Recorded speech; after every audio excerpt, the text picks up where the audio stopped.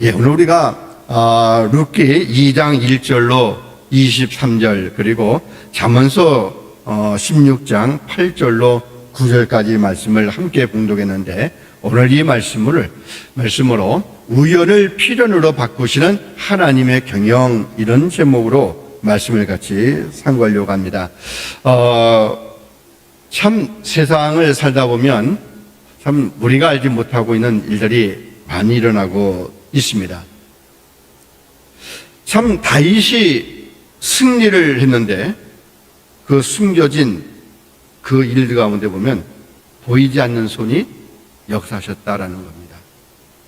우리는 지난주에 고세진 목사님을 통해서 다윗이 그동안에 있어왔던 작은 승리들이 큰 승리를 이루었다는 말씀을 함께 들었습니다. 우리가 잘 알고 있는 다윗이 물맷돌을 가지고 골리앗을 쓰러뜨렸다라고 하는 사건들은 이미 잘 알고 있습니다. 근데 그거는 한순간에 이루어진 게 아니라는 거예요. 계속 돌을 던지면서 맞출 때까지 수십 번, 수백 번, 수천 번, 수만 번 계속 훈련됐다라는 그거예요. 그래서 우리가 지난번에도 얘기했지만 그 블레셋과의 그 싸움이 일어나고 있는데 거기에 다윗이 등장합니다. 근데 때가 되니까 등장하는 거예요. 우리는 여기서 무엇을 보냐고 한다면 하나님의 구원의 섭리의 역사가 어떻게 이루어져 가고 있는지 그걸 보는 거예요. 그 많은 말씀들 가운데 오늘 이 룻기 2장에 기록되어져 있는 이 말씀이 왜 기록되어 있을까? 우리와는 무슨 연관이 있을까? 이 말씀을 통해서 우리에게 보여주고자 하시는 그 의미는 무엇일까?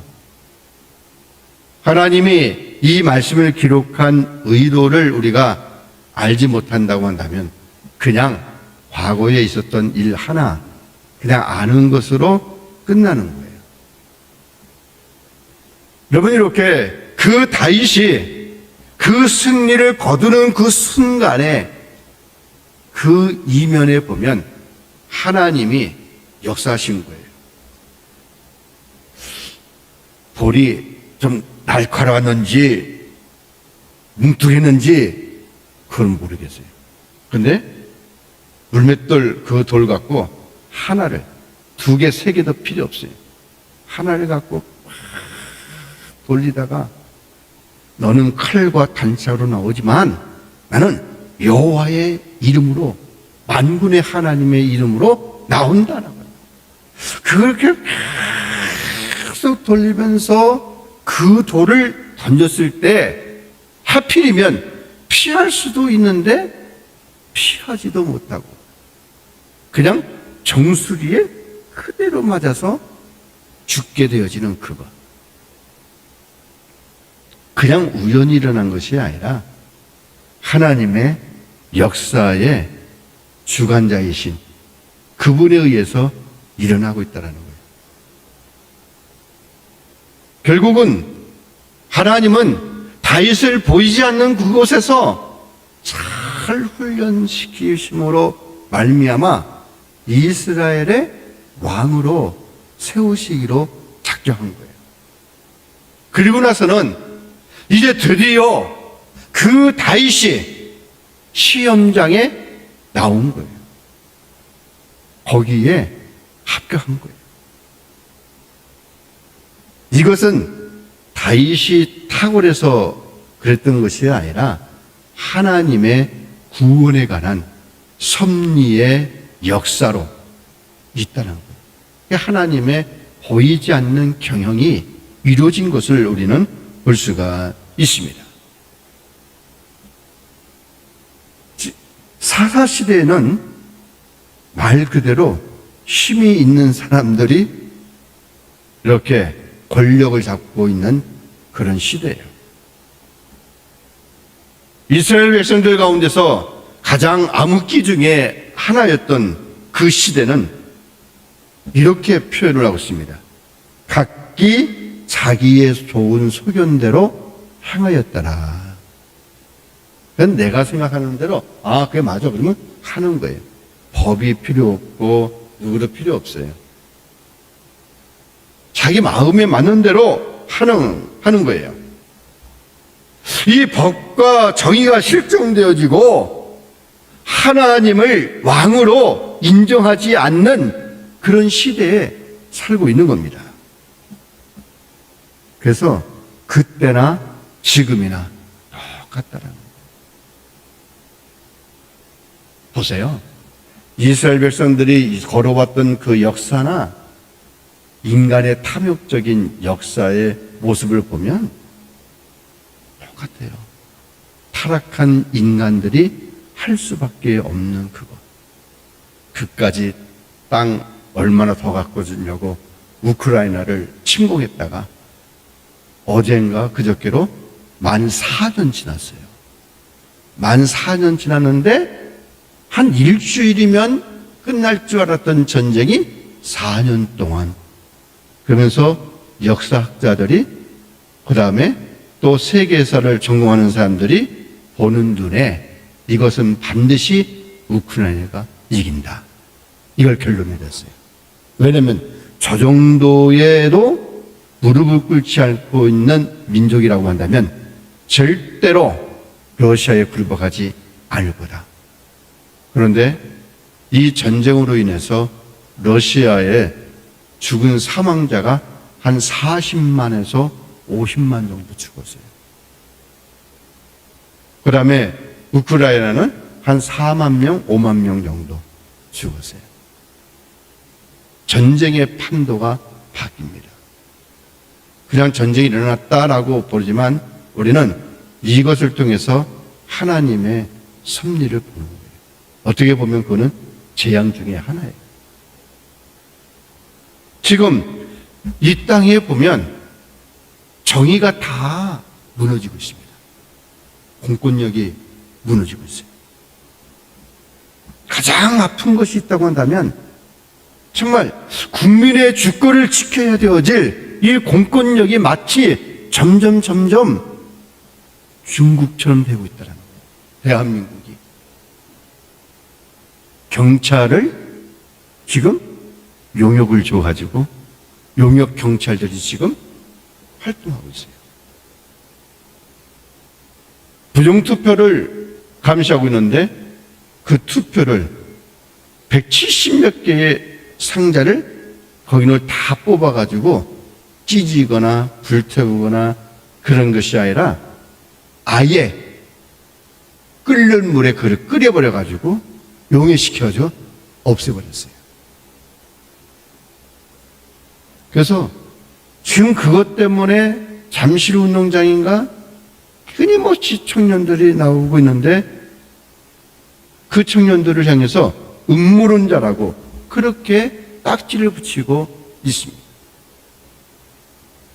시민을 보호해야 되어질 그런 경찰이 헌법을 수호해야 되어질 그 공권력이 오히려 탄압하고 있는 그런 시대에 있습니다. 불의를 막아야 되어질 그 세력들이 오히려 불의를 조장하고 있는 일들을 우리는 보고 있습니다. 사사시대와 다를 바가 없는 거예요. 과연 이런데 우리는 이런 질문을 하게 됩니다. 하나님, 과연 이 역사를 지금 다스리고 있습니까? 정말 하나님은 존재하고 있습니까? 하나님, 지금 정의가 살아 있습니까? 어쩌면 그런 질문이 오늘 함께 읽은 이 룻기서에서 발견할 수 있다는 거예요. 인간이 법을 왜곡하고 권력으로 진실을 덮으려 해도 하나님은 그 절망 중에서도 하나님의 백성을 어떻게 지켜나가시고 우리를 구원하시고자 하시는 구속사가 어떻게 이루어져 가고 있는지를 오늘 함께 읽은 본문을 통해서 우리에게 말씀해 주고 있습니다. 아모스서 5장 8절에 보면 하나님은 어둠 속에서 드러나는 것들을 나타내시며 죽음의 그늘을 광명한 새벽으로 바꾸시는 인이나 지금 하나님의 역사가 어떠한지를 우리에게 분명하게 말씀을 이렇게 하고 있습니다. 아무리 세상이 타락하고 아무리 이렇게 부패한 권력조차도 하나님의 뜻을 막을 수는 없다라는 그거예요. 마지막 때가 되어지면 이런 온갖 부정이 일어나고 불법이 일어나고 마치 소돔과 고모라 성과도 같은 일들이 일어난다고 할지라도 그래도 하나님의 역사는 일어나고 있습니다. 우리는 하나님의 보호 아래에 있다는 겁니다. 여기서 우리는 한 3가지 내용으로 우리는 살펴볼 수가 있습니다. 그 중에 하나가 이 구원사를 완성해 가시는 하나님은 섭리의 그런 경영자라는 그거예요. 이런 모습 가운데서 우리에게 알 수 있는 것 중에 하나가 우연을 가장한 필연이 있다라는 그거예요. 오늘 우리가 함께 읽은 룻기서 2장 3절 말씀에 보면 이렇게 가장 중요한 전환점을 한 가지를 보여주고 있습니다. 그 내용이 룻이 가서 베는 자를 밭에서 따라 이삭을 줍는데 우연히 엘리멜렉에 속한 밭에 이르렀더라. 우연히. 성경은 우연이라고 이렇게 기록을 하고 있으면 그런데 여기에 보는 2가지 시선이 있습니다. 그 중에 하나는 역시 사람들이 보는 눈은 어때? 아이 그거 그냥 어쩌다가 간 거지. 그렇게 말을 해요. 세상의 눈으로 보면 룻의 행동은 그냥 생존을 위한 우연한 선택일 뿐이야. 이렇게 이야기를 합니다. 세상의 모든 권력을 바라보는 그런 세상도 마찬가지로 어쩌다 우연히 일어난 것일 뿐이야. 그렇게 이야기하고 있습니다. 그런데 지금까지 수십 년 동안을 부정으로 해왔던 자들이 어떻게 권력을 탈취하고 어떻게 법을 바꾸고 어떻게 국가를 망가뜨리고 있는지를 우리는 봤어요. 그런데 우연일까요?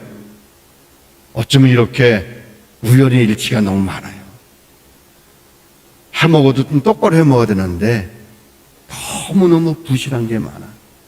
선관위원장들이 보통 평균 한 달에 하루 정도 이렇게 출근한대요. 그 봉급은 얼마인지 아세요? 한 400만 원 돼요. 그게 다 밝혀지고 있어요. 이렇게 이 어떤 불의한 의도를 가지고 이렇게 해왔지만 그거를 옳지 못하다라고 이야기하는 사람들을 향해서 음모론자라고 그렇게 이야기를 하고 있습니다. 그런데 이렇게 은폐해야 되어질 그런 오류나 이렇게 했는데 하나님은 우연의 일치인지는 모르겠으나 낱낱이 다 드러나게 하셨다는 거예요. 이걸 통해서 우리에게 무엇을 보여주고 있는가? 그런데 하나님의 눈으로 보는 게 있습니다. 우리는 영적으로 그걸 보는 거예요. 아, 하나님이 어떻게 이렇게 하셨는가? 바로 이 성경이 말하고 있는 이 우연이라고 하는 말은 바로 필연을 가리켜는 거룩한 암호라는 거예요. 오늘 이 말씀을 통해서 역사에 보게 되지만 결국에는 이 룻은 그 이방 여인이 다윗의 할머니가 되어지는 그것. 우연히 일어난 것이 아니라 하나님의 섭리 가운데 일어난 필연이라는 거예요. 우리가 바라봐야 되어질 시선이 바로 그겁니다. 우리들은 무심코 막 했는데 하나님은 그거를 바꾸어서 우리를 구원으로 인도하시는 하나님의 섭리. 그걸 통해서 우리가 하나님을 찬양하는 것임을 우리는 봅니다. 지금 어떻게 우연이라고는 말을 했는데 어떻게 그 말은 그 보리밭 가운데 이 보아스의 밭으로 가게 만드셨는가? 어쩌면 정말 생존을 위해서 그렇게 고달픈 인생을 살아가는 그것. 추수를 뺍니다. 그것은 그냥 떨어진 이삭을 가난한 사람들이 주워갈 수 있게끔 그냥 두는 제도입니다. 근데 어떻게 이방 여인이 이스라엘 사람들과 결혼을 하고 그리고 와서 다시 그 모압 지역을 버리고 이스라엘로 들어와서 그 많은 가운데서 보아스의 땅에서 밭에서 이삭을 죽게 만들고 그걸 통해서 바로 다윗의 할머니가 되어지는 그런 일. 이것은 바로 하나님이 어떻게 구원의 역사를 이루어가는지를 보여주고 있다는 사실입니다. 룻기서 1장에 보면 에비멜렉의 가정이 이스라엘 백성들이 기근을 당하자 이제 저 모압 땅으로 가면 저 족속으로 가면 먹을 게 풍부해. 있어야 할 자리에 있지 아니하고 힘들고 어려워도 내 동포와 내 형제들과 함께 있어야 할 그 약속의 자리에 그것을 함께 있지 아니하고 떠나감으로 인해서 오게 되어지는 그 고난. 잘 살 줄 알았는데 힘들었어요. 어쩌면 우리도 마찬가지일지도 모릅니다. 한국을 떠나서 미국에 오면서 잘 살 줄 알았는데 비극적인 삶으로 마감되어지는 사람들도 많이 보게 됩니다. 지금 이렇게 이 에비멜렉의 가족이 힘들고 어려운 가운데서 기근과 그리고 마침내 죽음을 당하기도 합니다. 정말 이방 땅으로 갔던 그것이 오히려 비극으로 끝나게 되어지는 그것. 이런 모습을 보면 어쩌면 인간의 삶은 실패였다, 그렇게 말을 할 수도 있습니다. 이것이 자기의 소견대로 행한 결과로 되어진 겁니다. 오늘 이 시대는 마찬가지로 우리가 우리의 소견대로 하나님의 말씀을 외면하고 내 마음대로 살아가다 보면 그런 어려움과 그런 고통을 당할 수도 있다는 그거예요. 그런데 하나님은 그런 어려움에 있는 자를 내버려 두지 않았어요.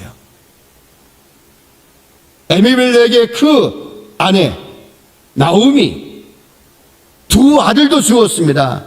이방 여인을 얻었습니다. 그런데 하나님의 택한 그 자녀들을 그 이방 족속에 그대로 내버려 두지 않냐고 다시금 고향으로 돌아가야 되겠다라고 하는 그 마음을 주고 나오미는 이야기합니다. 내 아들도 다 죽었으니 너희는 너희 뜻대로 너희 족속에로 가라.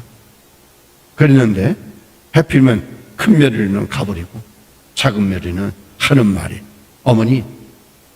어머니의 나라가 나의 나라가 되어지고 나는 어머니와 함께 죽어도 그곳으로 가겠나이다. 아니야, 가라. 아닙니다. 나는 끝까지 가겠습니다. 야, 이 모압이 하나님을 알았던 것일까? 그 약속의 계보를 이을 자인 것을 알았을까? 잘 몰랐다고 생각해요. 그럼에도 불구하고 그렇게 선택한 이면에는 하나님이 그 마음을 주셨기 때문에, 할렐루야. 이것이 우리가 하나님이 역사하시는 보는 그 관점이라는 그거예요. 사람의 눈은 그냥 그때 내가 모압으로 돌아갔을걸, 그러면 그 역사가 아니라는 거죠. 하나님이 오늘 이 룻기 2장 말씀을 기록했던 그것은 바로 이 하나님의 보이지 않는 그 섭리와 구속을 통해서 어떻게 택한 너희를 인도하고 있는가, 이것을 바라보라는 하나님의 말씀입니다.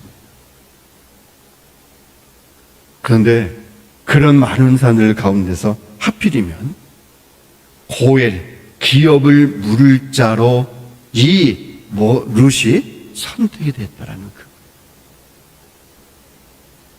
잠언서 16장 그 9절 말씀, 오늘 함께 읽은 그 말씀에 보게 되지면 이야기합니다. 사람이 마음으로 자기의 길을 계획할지라도 그의 걸음을 인도하시는 이는 여호와시니라. 우리는 그냥 무조건했어요. 그런데 결과적으로 보면 실패도 겪습니다. 그런데 하나님은 그 실패의 자리에 그대로 내버려 두지 아니하시고 전화위복시켜 주시는 하나님의 섭리. 우리는 그거를 보아야만 되어질 줄로 압니다. 이것은 바로 오늘 우리가 처하고 있는 그런 현실을 분명하게 직시하고 있는 것을 우리는 봅니다. 세상에 많은 불의한 사람들이 권력을 자기 마음대로 실으려고 부정과 부패를 다 행했습니다. 부정투표라고 하는 은밀한 계획을 세우고 그것을 은폐하기 위해서 공권력을 동원하고 자신의 권력을 영속히 하려고, 안타깝게도 베트남에서 죽었던 위해찬이는 자신의 집권을 50년, 60년, 100년을 좀 할 수 있겠다. 그런데 그게 10년도 못 간 것 같아요. 그렇잖아요? 다 드러난 거예요. 불의를 행하고 있는 그것은 영원히 감출 수 있어도 감출 수가 없다라는 거예요. 여러분, 아무리 사악한 계획을 마음으로 도모한다고 할지라도 그 걸음을 인도하시는 분은 하나님이에요. 하나님이 다 만천하에 드러나게 되어지는 거예요. 결국은 그 행한 일로 하나님의 심판을 받는다라는 사실이에요. 이렇게 이 루시, 그런 보아스의 그런 밭으로 가게 되었던 거, 어쩌면 이 그 루시의 그런 작은 계획일 수도 있습니다. 그런데 하나님은 그 걸음을 그 많은 사람들 밭 가운데 보아스의 밭으로 인도해 주셨다라고 하는 그 사실, 하나님은 그렇게 행하신 것을 우리는 봅니다. 그러면 우리는 이 시대에 어떻게 우리가 적용하면서 볼 수 있을까? 한국에서 일어나고 있는 모든 사건 또한 마찬가지라고 하는 사실이에요. 선거의 투명성을 훼손하고 공권력을 동원해서 진실을 은폐했던 불의한 사람들의 실상들이 다 드러나고 있습니다. 이번에 밝혀진 것을 보니까 투표용지를 인쇄했던 데가 전북, 전남 어느 지역에서 인쇄했더라고요. 그것도 수의 계약으로 마음껏 한 거예요. 이런 일들, 지금 나라와 법치가 정의를 정화시키는 이런 그런 가운데 지금 이렇게 불법에 향하고 있지만, 이러한 가운데서도 하나님은 그것을 바꾸신다라고 하는 그거예요. 사실인지는 모르겠어요.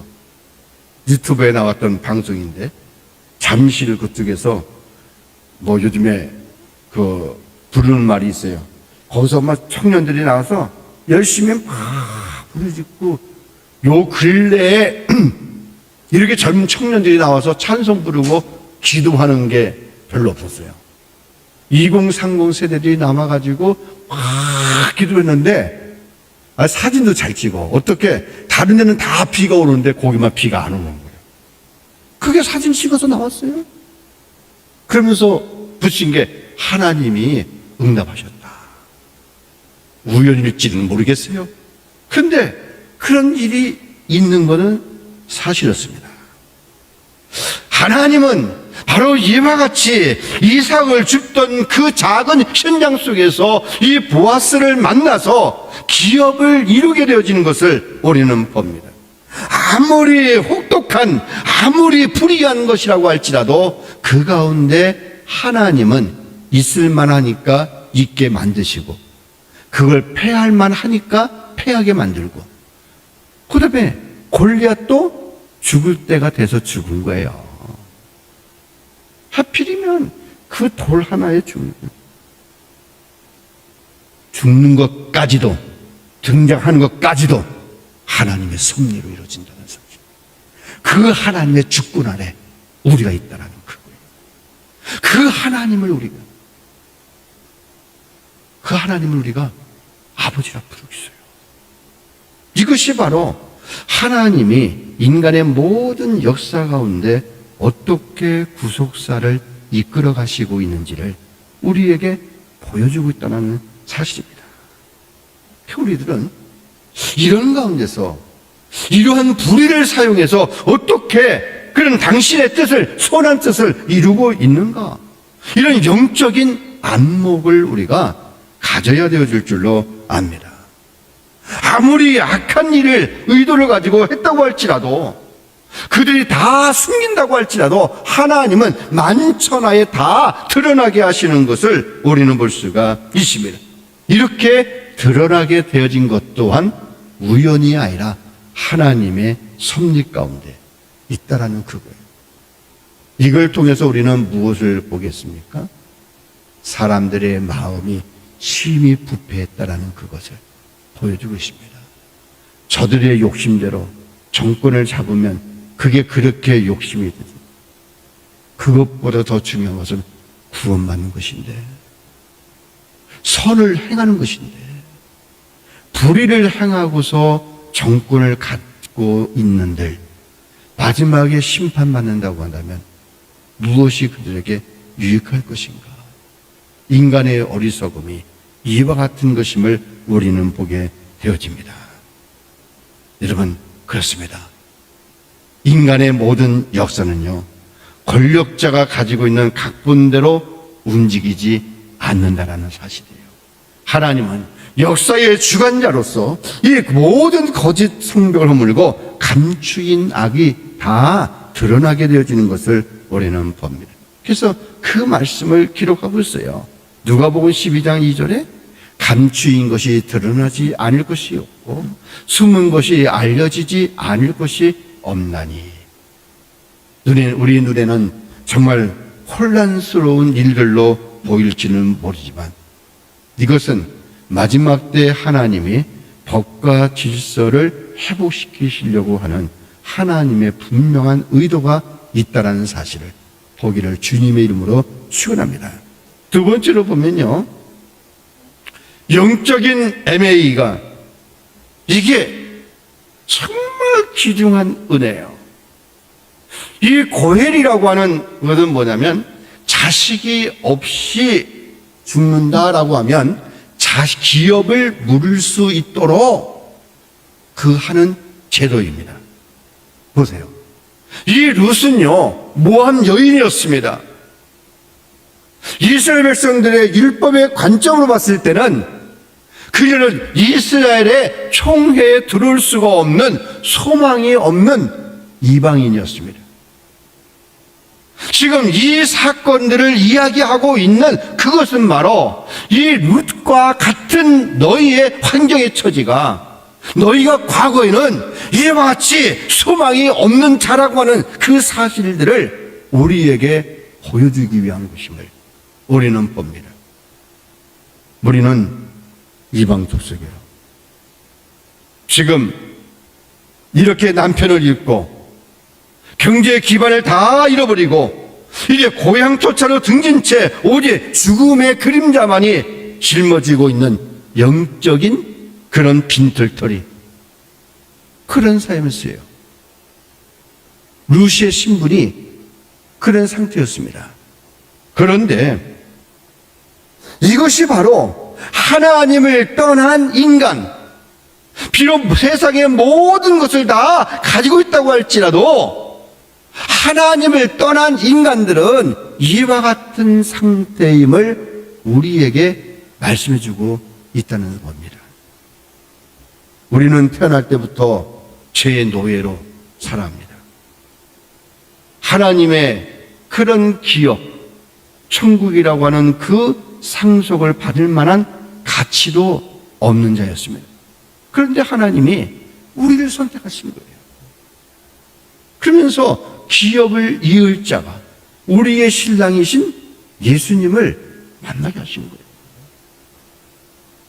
지금 이 룻이 그렇게 이스라엘 총회에 들어올 수 있는 자격도 없고 그랬던 자가 이스라엘로 들어와서 보아스를 만나게 되어지므로 이스라엘의 총회에 들어오게 되어지는 그런 자격을 만들어주신 하나님의 친밀한 섭리를 우리는 보게 되어지는 것을 압니다.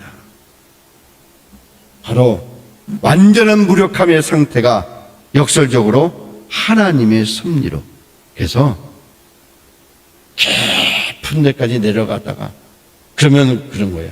우리가 내려갈 때가 더 이상 어디 있겠냐. 올라올 때밖에 없겠지. 힘들고 어려워도 낙심하지 말아야 되어질 일은 더 이상 내려갈 데가 없어. 우리는 올라갈 때. 그러면서 하나님을 바라보는 거예요. 거기에 소망이 있는 것을 우리는 봅니다. 그 말씀을 오늘 고린도후서에 말씀하고 있어요. 그러나 내게 이르시기를 내 은혜가 내게 족하리라. 이는 내 능력이 약한 데서 온전하여짐이라 하신지라. 건강할 때는 몰랐어요. 돈을 잘 벌 때는 몰랐어요. 사업이 승승장구 잘 될 때는 몰랐어요. 그런데 다 잃어버리고 나니까 하나님 앞에 서는 것이 정말 소중했다라고 하는 그것. 하나님 앞에 예배를 드리는 그것이 가장 소중했다라는 사실을. 그래서 제가 카톡에 그런 말 남겼어요. 어리석은 자는 모든 것을 잃어버리고 난 이후에야 비로소 깨닫는도다. 제가 그렇게 기록을 해놨습니다. 여러분, 그렇습니다. 이 땅 위에 세상은 지금 어떻습니까? 똑같습니다. 세상에는요, 전부 다 약탈하는 거예요. 계속. 그래서 경제적으로 부채의 늪에 빠지게 만드는 거예요. 있는 사람들은 있고 계속해서 가난한 자는 가난하게 만들어버리고 있는 그것. 세상의 악한 세력들은요, 인간의 무력함을 파고들어요. 지금 중국의 1:1로가 그런 거예요. 저 서치를 해요. 그래서 저 아프리카 쪽 어디 나라에 보면 내가 돈 줄 테니까, 내가 공항 세워줄 테니까, 내가 고속도로 세워줄 테니까, 내가 항구를 세워줄 테니까 이 항구 100년 동안 우리한테 사용할 수 있게 해줘. 거기에 있는 모든 그 지하 자원 우리한테 좀 싸게 팔래? 그렇게 하면서 경제 식민지로 만들어버리고 있는 1:1로.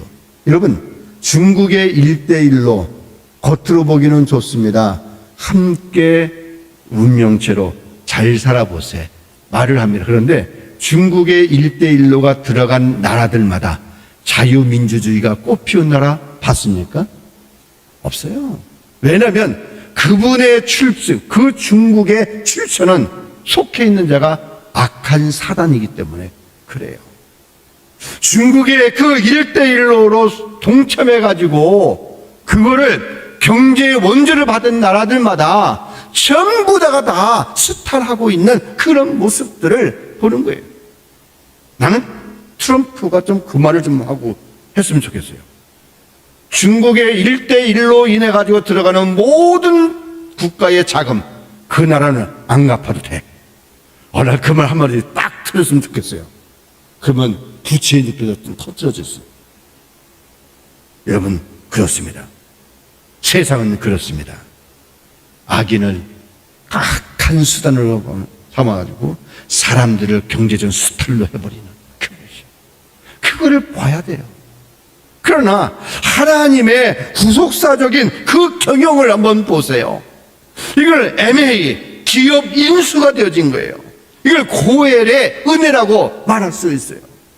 하나님은 아무런 희망이 없던 우리를 유력한 보아스, 즉 우리의 영원한 기업 물을 자 고엘이신 예수 그리스도의 밭으로 옮기시는 것이 바로 영적인 M&A, 기업 인수 합병. 그래서 주님이 말씀하고 있습니다. 너희는 내가 값으로 산 것이 되었느니라. 우리는 우리의 소유가 아니라 이게 하나님의 거룩한 소유가 되어진 거예요. 하나님과 운명 공동체가 된 거예요. 하나님이 가는 곳에 나도 가 있고 내가 가는 곳에 하나님이 나와 함께하고 있다라고 하는 그것. 이 땅에 있으나 저곳으로 가는 하나님이 함께 하시는 그것.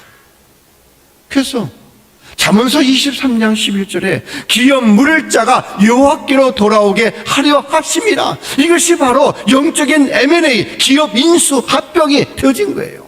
그가 그들의 구속자이시니 그들의 원수보다 강하시니라. 지금 우리가 자유민주주의에 있다라고 하는 그것이 얼마나 큰 축복인가. 여러분, 이런 가운데서 우리는 결단을 해야 되어집니다.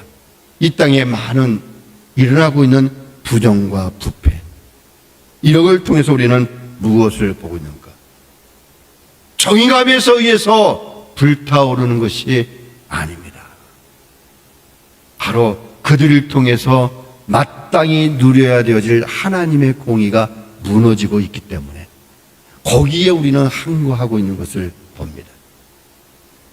지금 문재인 정부 이후로 지금까지 대한민국의 교회가 수천 교회가 없어졌어요. 문을 닫아버렸어요. 중국에는 교회들마다 십자가 철탑이 늘어지고 그 핍박을 하는 가운데서 기독교인들이 다 지하로 숨어들었어요. 공산주의 국가가 되어지면 그렇게 됩니다. 차별금지법 통과되어지면 한국교회는 더 이상 끝입니다. 지금 방송통신법이 제정이 돼서 7월 1일부터 시작됩니다. 거기에서 보면 정부에 반한 소리를 하게 되어지면 그 교회를 해산시킬 수 있는 정당성을 법으로 이미 통과되어 있습니다. 여기에 우리가 무릎을 꿇겠습니까? 저는 그렇지 못할 겁니다. 바로 아무런 소망이 없는 자에게 이런 롯을, 이런 그 왕의 할머니로 삼게 되어졌던 그건 아무리 그렇게 무너진다고 할지라도 그 가운데 택할 하나님의 자녀들을 보호하신다라는 사실을 우리에게 말씀해 주시고 있습니다. 아무리 불의한 자들이 이런 나라를 흔든다고 할지라도 하나님이 이루시고자 하시는 구속사의 그 역사는 절대로 손 건드리지 못하는 것임을 우리는 봅니다. 공의가 드러나고 있는 사건들 가운데 하나님의 역사는 더 드러나게 되어지는 것을 봅니다. 여러분, 그렇습니다. 때로는 나라가 그렇게 되어진다고 할지라도 슬퍼하지 마시기 바랍니다. 왜냐하면 어차피 그 길은 가는 과정뿐일 거예요. 우리가 살고 있는 미국도 위험합니다. 트럼프가 있는 동안에는 그나마 공의가 다시금 실현하겠지만 트럼프가 대통령이 끝난 다음에 다음 대통령이 정치적으로 굴복할 때가 민의를 다른 사실로 사실을 왜곡하는 일들 얼마든지 일어날 수 있습니다. 왜냐하면 지금은 공중권세 잡은 자가 악한 사단이기 때문에 그렇습니다. 그러나 우리는 어떻게 해야 되는가? 아무리 그런다고 할지라도 우리가 해야 되어질 한 가지 일은 깨어 있는 것입니다. 이 시대에 영적으로 깨어있는 파수꾼의 소명을 감당하는 것임을 봅니다. 다윗이 작은 승리로 왕국을 침뱉듯이 룻은 그 암흑 속에서도 성실함이라고 하는 그것 이삭을 죽고 있었던 것을 봅니다. 누가 감히 보아스와 결혼을 해서 자녀를 낳을 줄이야 누가 알았겠어요? 그저 열심히 성실하게 일한 것밖에 없었는데 하나님은 그들을 통해서 역사하십니다. 오늘 우리의 삶 속에서도 마찬가지입니다. 불의에 동참하지 말고 성실함으로 내가 있어야 할 자리를 지키고 그 자리를 행할 때에 하나님은 우리를 통해서 역사하실 것을 압니다. 오늘 우리는 어떻게 될 것인가? 너는 지금 무엇을 하고 있느냐? 오늘 이렇게 진실 가운데서도 침묵하거나 세상의 논리에 휩쓸려서 두려워하고 있지는 않은가? 두려워하지 마라. 내가 너희와 함께하고 있다. 이 사실들을 분명하게 말씀을 하고 있습니다. 그러면서 우리가 기억해야 되어질 말씀이 있습니다. 우리는 구경꾼이 아니라 파수꾼으로 남아야 됩니다. 진실이 드러나는 것을 두려워하지 마시기를 바랍니다. 에스겔서 33장 6절에 그 파수꾼이 칼이 그 땅에 임함을 보고도 나팔을 불지 아니하여 백성에게 경고하지 아니하므로 그 중에 한 사람이 그 임하는 칼에 제거되면 내가 그 핏값을 파수꾼의 손에서 찾으리라 말씀하고 있습니다. 우리 모두가 정말 진리를 외칠 수 있는 이런 모습이 되어지기를 바랍니다. 그러면서 마지막 때에 우리는 어떤 말씀을 우리가 보아야 되어질 것인가?